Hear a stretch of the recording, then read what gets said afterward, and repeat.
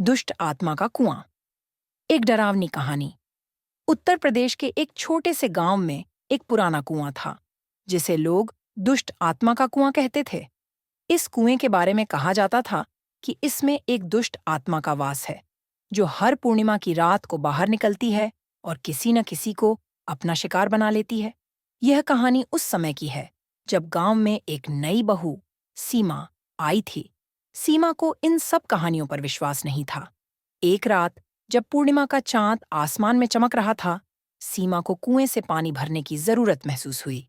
गांव वालों ने उसे चेतावनी दी थी कि उस रात कुएं के पास न जाए, लेकिन सीमा ने इसे अंधविश्वास मानकर नजरअंदाज कर दिया। जैसे ही सीमा कुएं के पास पहुंची, उसे लगा जैसे कोई उसके पीछे खड़ा है। उसने पीछे मुड़कर देखा, लेकिन वहां कोई नहीं था। उसने जल्दी से बाल्टी को कुएं में डाला और पानी खींचने लगी। तभी उसे किसी के रोने की आवाज सुनाई दी। वह घबरा गई, लेकिन हिम्मत करके पानी निकालती रही। अचानक कुएं से एक काली परछाई निकली और सीमा के चारों ओर घूमने लगी।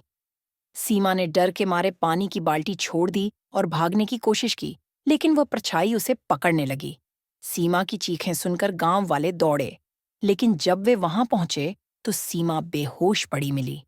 उसकी आंखें पूरी तरह से सफेद हो चुकी थीं और वह कुछ भी बोलने की हालत में नहीं थी। अगले दिन जब सीमा को होश आया, तो उसने बताया कि उसने उस कुएं में एक काली परछाई को देखा था, जो उसकी ओर बढ़ रही थी। उस घटना के बाद सीमा कभी सामान्य नहीं हो पाई।